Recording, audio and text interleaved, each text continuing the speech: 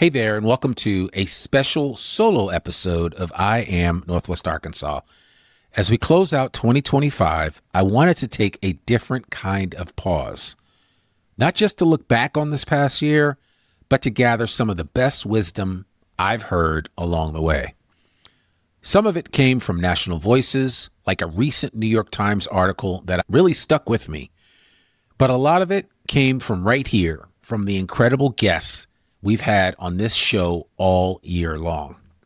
So today, I wanted to share the kind of advice that doesn't shout at you. It doesn't demand a new goal or resolution. It just invites you to think a little differently, to breathe a little deeper, and maybe even to imagine that, what if it all works out? I'm excited to bring this episode to you today. I have to remind myself that these episodes are more for me sometimes than they are for the listener, although I always hear from people that they get a lot out of these episodes, so I'm really thankful for that. But I want to keep this short and sweet as you prepare to bring in the new year, going from 2025 to 2026. I just wanted to share some things that have really resonated with me. The first thing came through an article that I read in the New York Times, and it was an article by Melissa Kirsch, who shared some of the best advice submitted by readers this year. And let me tell you, some of it really hit home. The first piece of advice was move the horizon closer. That one obviously stopped me in my tracks. I've spent time worrying about things far off in the distance. I don't know about you, but that's like my struggle sometimes. That line reminded me, maybe the point isn't to stretch yourself thin. Maybe it's to stay grounded in the present, handle what's right in front of you, and not worry so much about stuff further down the line, because too often that can bog you down, and then you start majoring in the minors. Not always a good thing. Number two, nothing changes if nothing changes. Intentions are great, but what you actually do day after day, that's what shapes your year. I always remind my boys that the definition of insanity is doing the same thing over and over again and expecting different results. And if you don't decide that it's time to make some changes, those changes will never happen. I know that I have been guilty of struggling with this in the past, and sometimes I have to force myself to do some things. And I know what this year, for sure, one of the things I wanted to do was increase my reading. And I found one little tidbit that has really helped me considerably, and that's simply to force myself to read 50 pages a day. I can't do other things that I want to do, like watch an episode or something on Netflix with my wife, until I've done my 50 pages. And just to be perfectly transparent, some days I don't get all the way to 50, but I have forced myself into reading on a daily basis now. And on those days when I do get my reading done early, well, then I have a treat waiting for me, whether it's to go online and watch something with my wife or have quality time discussing things. Nothing changes if nothing changes. And one of the things I wanted to do in 2025 was to increase my reading habit. And I love to read. That's the crazy thing. I read a lot for work as it is, but I'm talking about quality reading for yourself. Just grabbing a book. And of course, now that I work at the Fayetteville Public Library, I have access to all kinds of books. I've always had access to books because I have a lot of books in my personal library, but having access to all the books at the Fayetteville Public Library certainly makes a huge difference. Number three, your job needs to leave you enough time to go for walks with your dog. This was one of the references in the article, and I thought that's such a picture of balance, right? It's not just about the hustle and bustle of everyday life. It's also about building a life that lets you enjoy the small stuff. It could be anything, right? Maybe it's taking your kids out after you come home from work for a walk or for a catch or for a bike ride on the trail, or maybe it's just taking your family out to dinner or just doing something simple that you don't do enough of. You know, we all work for obvious reasons, to support ourselves, to put food on the table, but you want to make sure you're taking some time from all of the work that you do on a regular basis for yourself.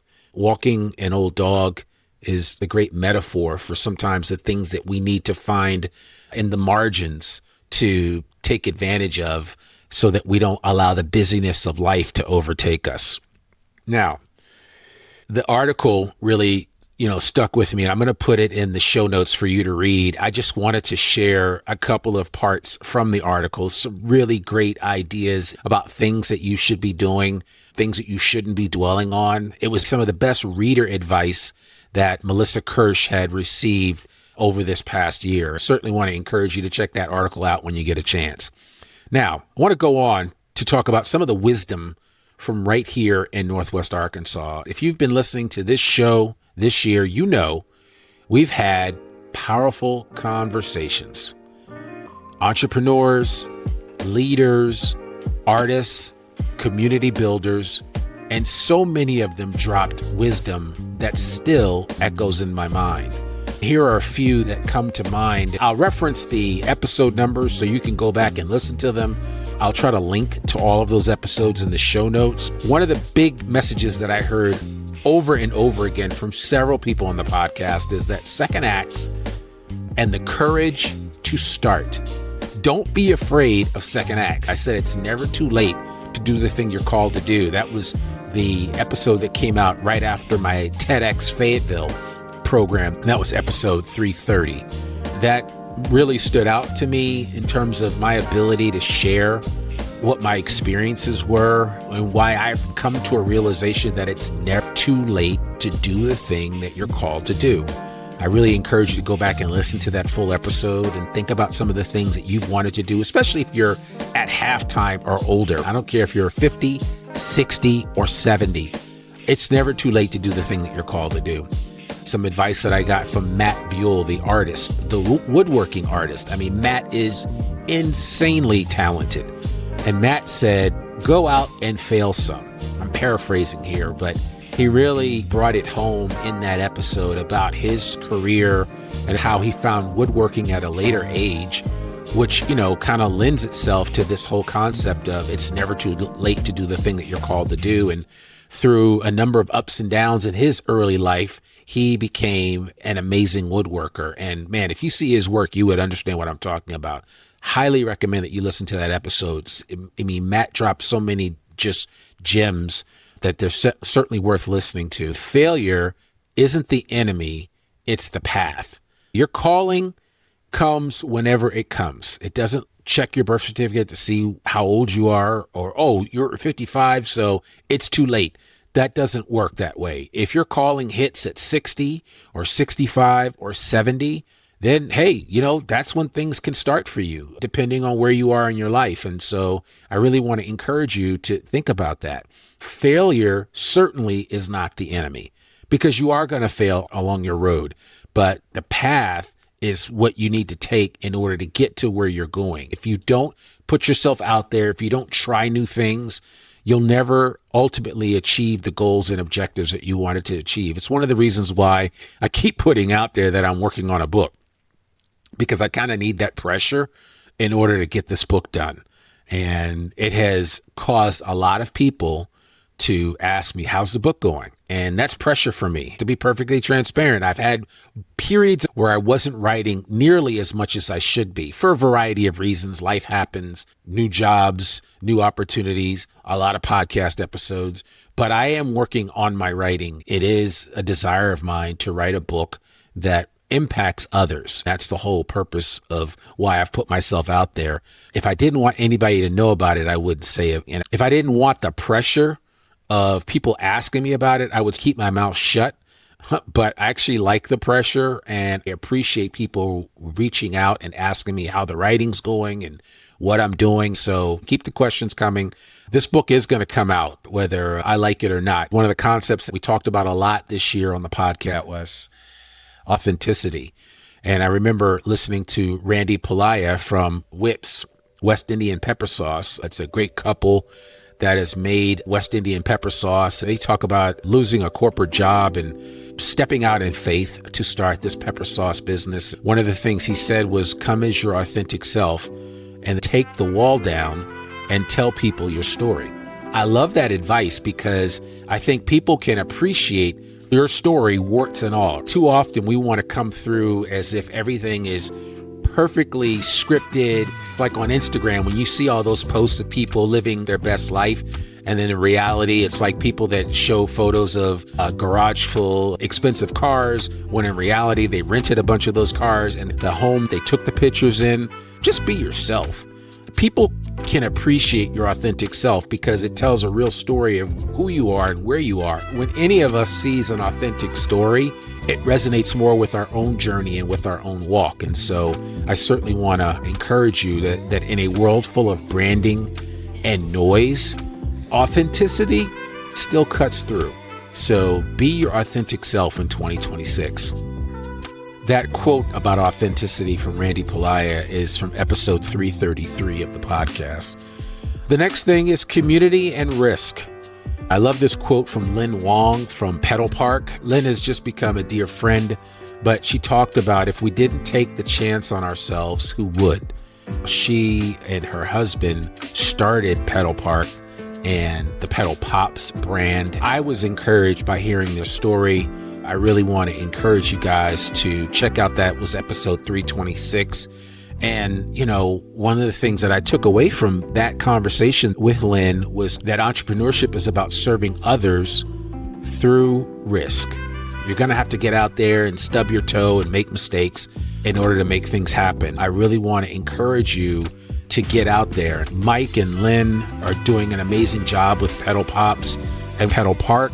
They've done amazing work in our community, and they definitely live, eat, and breathe the idea of taking a chance on themselves because honestly, nobody else will. The final topic in terms of something I learned during the podcast this past year was reset and resilience. I remember Kristen Phillips in the AFIC at MCO episode talking about her entrepreneurship journey. That was episode 336. She said, if you need to reset, just go there. Sometimes resetting is not easy for us because we feel like we're going to lose out on all the stuff we've already done. But you know what? Experience builds on top of each of your life experiences. Once you've done something and then you decide to pivot and move on to something else, it's not like it's lost. You are building upon that foundation that you've built for yourself. Too often, people worry about resetting and doing something different or pivoting, and there's really nothing wrong with that. I like to think about the experiences I've had this past year and moving to a role at the Fayetteville Public Library and all the things that I've been doing with the podcast and my consulting. It has served as a foundation for where I am today in my role at the Fayetteville Public Library, and I'm really thankful for that.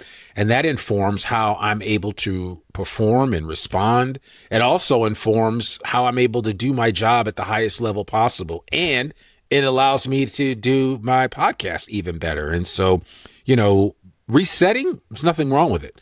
And maybe 2026 is a year for you to reset and think about things differently. And I'm going to end with this last thing, and that's simply this.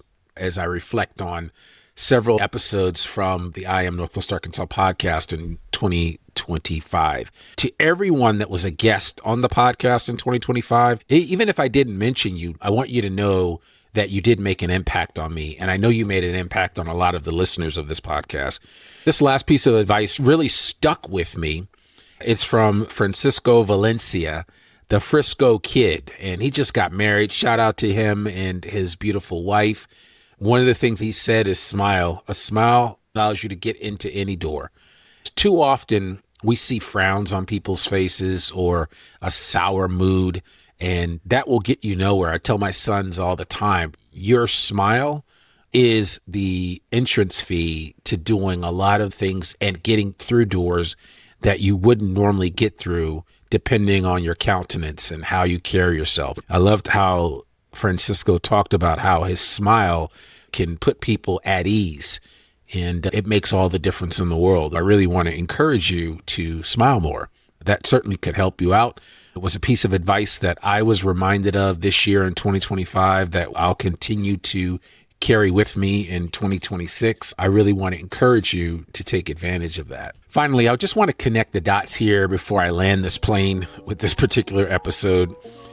Whether it was the advice that I got from some of the New York Times readers in the article or some of the NWA leaders that were on my podcast, the themes for me are all clear.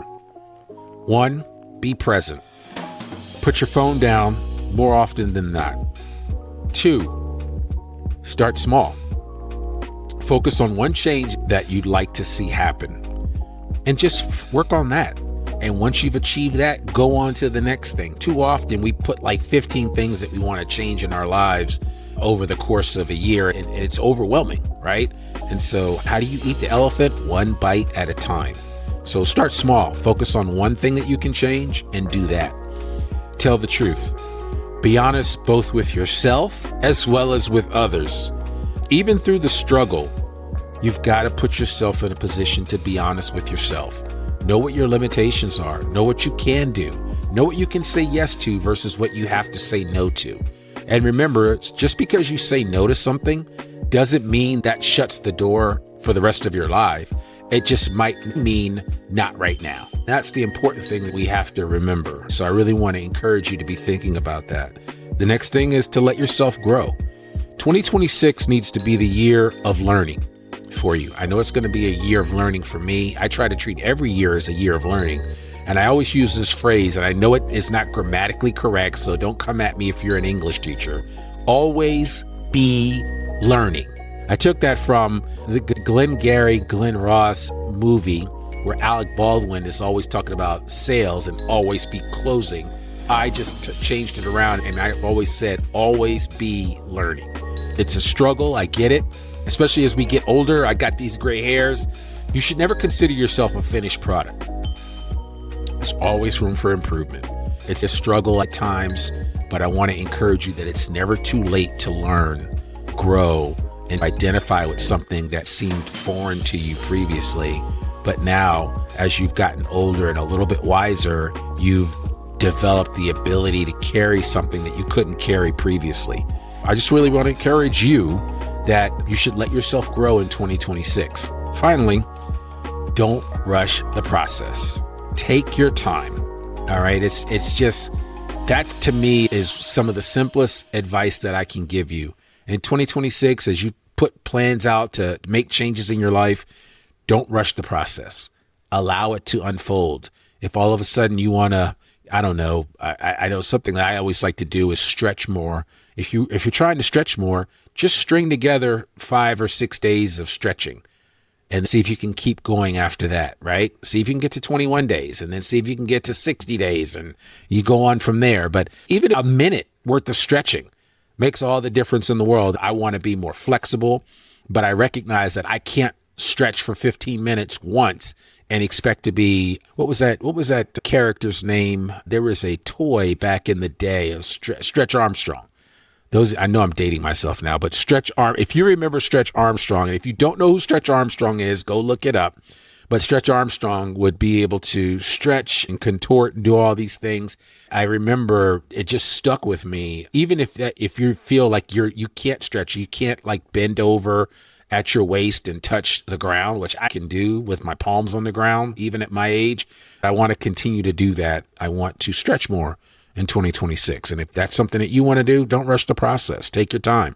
Start out with stretching 1 minute a day, then increase it to 2 minutes a day once you get comfortable. And then before you know it, you'll be stretching 10 minutes a day and you'll be hitting me up on the street somewhere in Northwest Arkansas saying, hey, Randy, look, I can put my palms flat on the ground as I bend over at the waist. Suffice to say, I'm using stretching as an example. You don't want to rush the process. Insert the thing that you want to learn to do more of in 2026. Recognize that you want to give yourself time. Be patient with yourself.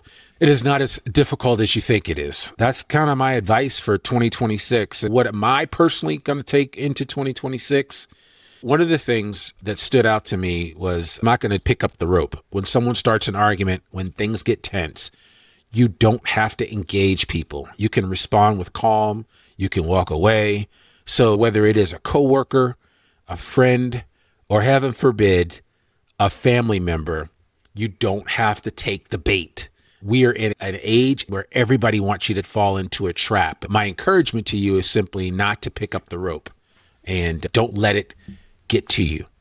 And then the other thing is let things be easy. Sometimes we overcomplicate everything. But what if the next chapter, this next chapter being 2026, doesn't have to be so hard?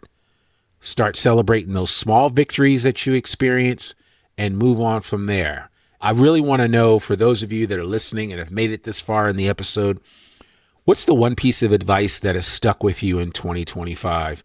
Write it down and take a look at it. The one thing that has stood firmly for you in 2025. But I would love it even more if you send it to me. If you send me an email, hello@IamNorthwestArkansas.com, I'd love to hear it. I'd love to share it. All right. And so finally, I don't have a champagne glass in my hand, but here's a toast that I want to give to you. I want to give to each and every listener of the I Am Northwest Arkansas podcast. Maybe this is your first episode. Trust me, there's a lot of good stuff coming in 2026. If you're just getting introduced to this podcast, I want to give you this toast. Here's to good conversations. Here's to second chances. And here's to quiet mornings and long walks with old dogs. And finally, here's to putting your phone down more often than not in 2026. And then I'll leave you with this message. What if it all works out? A lot of times we say, well, we can't do this, we can't do that. But what if the little efforts that you take actually work out? What if these efforts actually help you be the best version of yourself in 2026? That's the message that I want to leave with you. So I want to thank you for being with me this year on I Am Northwest Arkansas. I can't wait to keep the conversation going in 2026. And we'll see you right back here next week in a new year with another brand new episode of the I Am Northwest Arkansas podcast. Peace.